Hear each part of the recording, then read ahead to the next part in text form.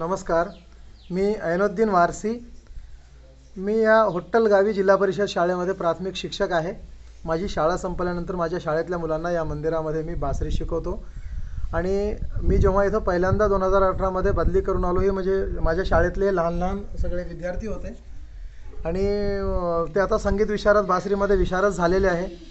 आणि ही राधिका सुवर्णकार गेल्या वर्षी भारतामध्ये हिचा प्रथम क्रमांक आला होता आणि त्याच्या आधीच्या वर्षी ही महाराष्ट्राचं प्रतिनिधित्व राष्ट्रीय स्तरावर केलेली आहे. मुमताज पिंजारी तिच्या बाजूला आहे, ती सानिया शेख. इकडे आहे ममता मोतेवार, ही पण बासरी विशारद आहे. त्याच्या बाजूला माझी मुलगी आहे आणि हा माझा मुलगा आहे.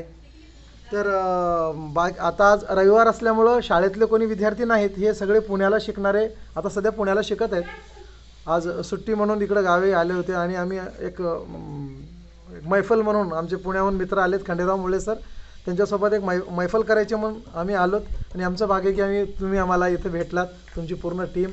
खूप आम्हाला आनंद वाटला. आमच्यासोबत अविनाश सूर्यवंशी हायकोर्टाचे हे वकील आहेत औरंगाबादचे. तर असं सगळं खूप सुंदर इथं मेळ जमलेला आहे. तर आम्ही ह्या कलेची साधना करतो. या मंदिरामध्ये आमच्या बासरीचा क्लास चालतो. भरपूर विद्यार्थी शिकत आहेत. भरपूर विद्यार्थी विशारद होऊन पासआउट होऊन इकडं मुंबई पुण्याच्या ठिकाणी आपले कार्यक्रम करतात, तिकडे शिकायलासाठी वगैरे पुढे गेलेले आहेत. बस. हे तबलजी कोण आहे? हे खंडेराव मुळे, आमचे मित्र खंडेराव मुळे, पंडित शांताराम चिगरी यांचे ते शागिर्द आहेत. तबल्यामध्ये तालमणी अशी त्यांची पदवी आहे. ते सुंदर असं गझल गातात. खूप गोळ गळ्याचे गायक म्हणून पुण्यामध्ये सध्या ते प्रसिद्ध आहेत. गझलचे प्रोग्राम वगैरे करतात, तबला साथ संगत करतात मोठ्या मोठ्या लोकांना.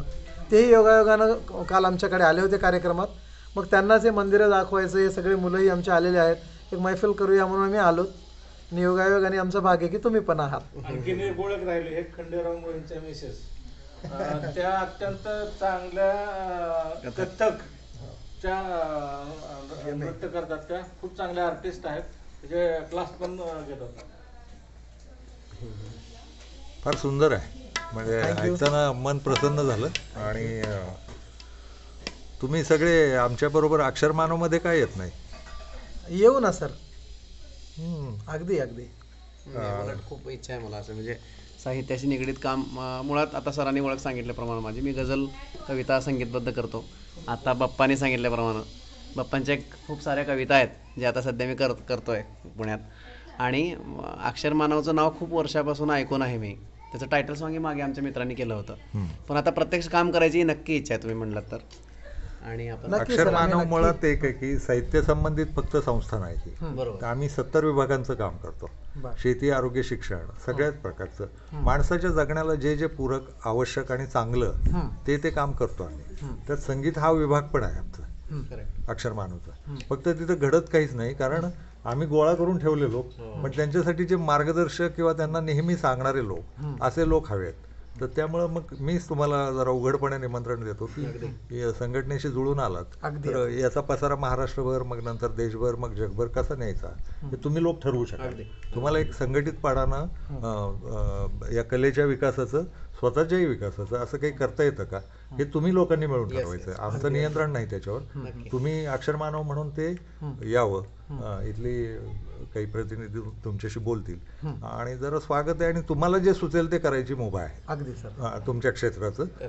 आणि त्याचा विकास कसा व्हावा, लोकांपर्यंत या कलांबद्दल जागृती नाही आहे तशी, तर मग याच्या लोकांनाही समज कशी द्यावी. दोन काम आहेत, कलावंताचा विकास आणि कलेचा विकास. आणि दुसऱ्या बाजूला कला लोकांपर्यंत घेऊन जाणं आणि लोकांची समज वाढणं कलेबद्दल, हे महत्त्वाचं वाटतं मला. कारण लोकांचा त्या अर्थानं समज नसते अनेक क्षेत्रांची, तर लोकांना शहाणं करणं, लोकांना ज्ञान देणं हे पण आपलं काम आहे असं वाटतं. त्यामुळं तुम्हाला मला आवडेलच.